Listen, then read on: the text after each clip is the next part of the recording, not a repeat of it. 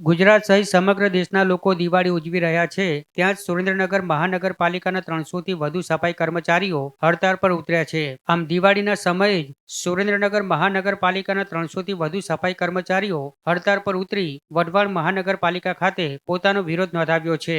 સફાઈ કર્મચારીઓનું કહેવું છે કે દિવાળી આવી ગઈ પણ હજી સુધી સરકાર દ્વારા બોનસ અને પીએફની રકમની ચૂકવણી કરવામાં આવી નથી, જેના કારણે સફાઈ કર્મચારીઓની પરિસ્થિતિ કફોડી બની છે। સાથે સફાઈ કર્મચારીઓનું શોષણ કરવામાં આવતું હોવાનો પણ સફાઈ કર્મચારીઓએ આક્ષેપ કર્યો છે। આમ તંત્રની કામગીરી સામે ભારે રોષ જોવા મળી રહ્યો છે, ત્યારે જ્યાં સુધી પ્રશ્નનો નિવેડો નહીં થાય ત્યાં સુધી સફાઈ કામ બંધ રાખવાની સફાઈ કર્મચારીઓએ ચીમકી ઉચ્ચારી છે। અમે 20 વર્ષથી નોકરી કરી છે, કોઈ દી અમને હક દાવો મળ્યો જ નથી, પીએફ નહીં, બોનસ નહીં, ગમે તે કોન્ટ્રાક્ટ આવે પીએફ લઈને વયા જાય છે અને માંગવા જાય તેમ કે ઓલા પાય છે, ફલાણા પાય છે, ઢીકણા પાય છે અને અત્યારે બોનસ માટે અમે ઉતર્યા છે। કેટલા કર્મચારીઓ છો? નહીં તો 300-400 જણા છે અત્યારે। શું માંગ છે? દિવાળીનો સમય છે તો ઘર બોનસ અત્યારે જ અમને હાય હા રાખી